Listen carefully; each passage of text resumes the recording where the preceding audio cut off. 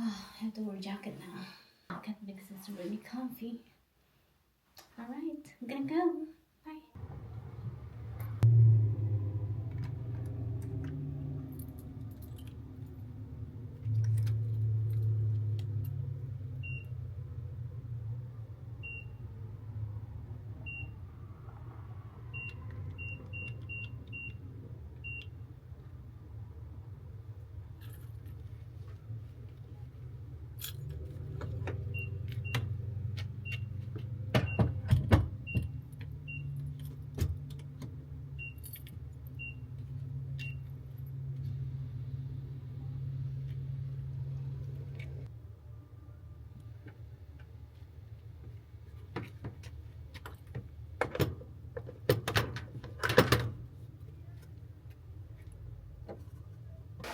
Natapos na rin ang maghapong trabaho. Uuwi na ako at mamamahinga and then repeat ulit the next day. Yes. Sandali lang dahil meron akong nabasabi nung nakita ko. Ang hirap daw ng buhay na mag-isa. Sa totoo lang, hindi mahirap mabuhay ng mag-isa. Ang mahirap is yung mabuhay ka ng mag-isa nang wala kang pera. Yun talaga ang totoo. Yun ang totoong mahirap talaga. Okay? Kaya, kapag ganyang nahihirapan ka sa buhay mo, alam mo, ang gawin mo, i-build up mo yung iyong kaperahan para hindi ganun kahirap ang buhay. Kasi, pag may pera ka, pwede mong magawa lahat ng bagay sa sarili mo. Okay? Lahat ng kailangan mong gawin para sa sarili mo. Kagaya na kung may mga anak ka, pwede kang makaalis-alis, paalaga mo yung anak mo saglit at halimbawa gusto mo mag-liwaliw man lamang, you know. Yan, ipa-babysit mo ang anak mo, pero make sure is talagang mapapagkatiwalaan yung mag-aalaga sa anak mo. Dapat talagang alam mo. Okay. Ay, okay. Yun na nga. Kaya dapat maging marunong tayo sa buhay. Okay? Maging tayo. Pag-aralan natin kung paano tayo mag-multitasking. Kung hindi natin kayang iwanan yung ating mga anak is talagang pwede naman nating isama. Mahirap talaga, oo, lalo ng anak mo ay maliliit pa tapos gusto mong lumabas kasama silang lahat, ay talagang mahirap yan.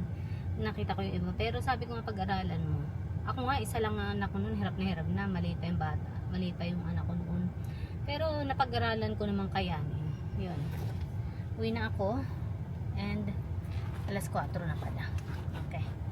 Bumili na naman ako ng mga bagong notebook dahil kakailanganin ko ng notebook pag ako lumipat na naman ng panibagong trabaho. Char! Yes, meron naman akong notebook pero hindi ko sa notebook talaga yung mga sulatan. Yes, mga journal ganyan. Kasi lahat ng mga anxieties ko sinusulat ko kasi yes, malaking naitulong nun kung ikaw ay malaki rin ang anxieties. Yes, makakatulong siya sa iyo ang pagsulat-sulat. Okay, talagang alis na ako, bye. Okay, nandito na ako ngayon sa bahay at ako ay maliligo, magtatanggal ng makeup at magbubukas ng aking mail bago ako maligo. Yes, dumating na ang aking order sa Shein. Ayan. Umorder ako ng ilan lang in-order ko this time dahil hindi pa ako makapag-desisyon kung ano yung gusto kong bilhin. Ayan, yung mga ganitong bra lang talaga yung mga gusto ko kasi ito wala siyang padding, ayan oh. Walang kasi at wala ding bakal. Nahihiling na ako sa mga ganitong bra dahil hindi siya masakit sa dibdib. Kasi pag may bakal, noong kabataan ko, yes, mahilig ako sa mga push-up bra. Pero ngayon hindi na, nang nagkaedad-edad ako. Kasi nga, ang sakit niya sa dibdib, hindi na ako sanay magsuot ng push-up bra. Or siguro yung mga push-up bra na nabibili ko hindi sakto yung size, kaya ganun na masakit. Ito naman yung puti niya. Dalawa lang pala siya. Okay, ganito rin siya. Ayan. Diba? Ito yung likod niya. Ito yung harap. Okay naman pala. Hindi naman pala siya. Nakasya. Ano? Ito siya. Ay, malaki pa rin siya. Malaki. So, baka extra small ang aking bibilhin. Malaki pa rin ito. Ito kaya ayaw kong bumili ng online pagdating sa mga ganitong polo. Dahil hindi mo masusukat kahit pa sabihin small or extra small. hindi pa rin yun yung ano mo, yung size mo. Unlike sa mga dress, madali naman pag sa dress, nakakakuha ko ng mga perfect size sa akin. Ay, naku, be, ang laki niya. So, parang babagay yata sa anak ko to, hindi sa akin. Or, ipambahay ko na lang. Yes. Ganun na lang gagawin ko. Yeah, pantulog ganyan. Alright. Parang ako pa yung paghahanapan nila ng kulang, ng mga hindi ko nagawa, ganito ganyan. Samantalang halos ako na nga ang gumagawa ng lahat. Yun ang ayoko. Yes. Pero, ay Diyos ko. Kaya, ako lang ba yun, yung nakakaramdam na parang hindi pa rin ito yung trabaho para sa akin. Parang hindi pa rin ito yung talagang, forever ko, yung dito na ako magre-retire, ganun. Parang hindi ko pa rin yung nararamdaman. Alam mo yun? Hindi ko alam kung ako lang ito, ha? Siguro ako lang ito.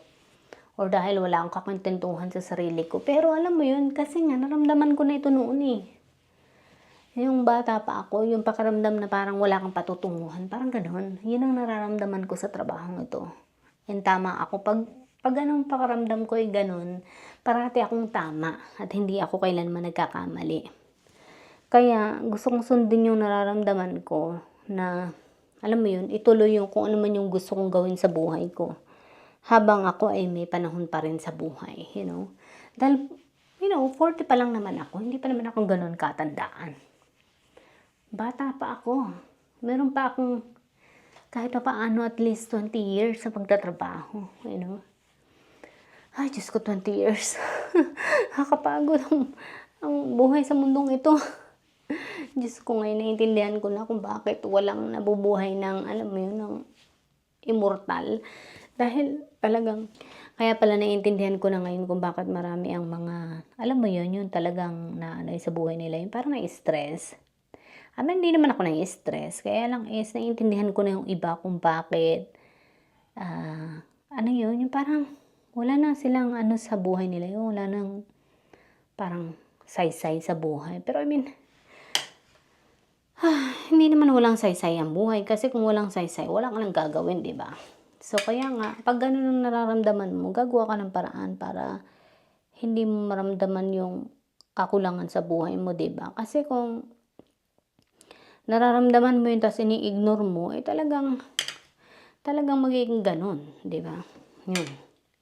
Kaya habang bata pa ako, may gusto akong gawin sa buhay ko. At hopefully next year is magawan ko ng paraan. At may isa katuparan ko, kumbaga. Although, nandun pa rin yung takot na, paano kaya kung, yung pag-aalala ba? Paano kaya kung hindi ko na naman kayanin? Paano kaya kung sukuan ko na naman? Paano kaya kung ningas kugo na naman ako dahil nagsimula na naman ako sa isang project na hindi ko naman pala magagawa, ganon. So, yun ang kinakatakot ko na hopefully naman huwag sanang dumating sa ganong pagkakataon ng buhay. Yes. Alam mo yun, nandun na naman ako sa ganong time ng buhay na hopefully is mali ako. Na sana hindi ganon yung aking nararamdaman. Or na sana mawala din tong nararamdaman ko na to. Siguro pagod lang ako sa buhay. Matatapos din to.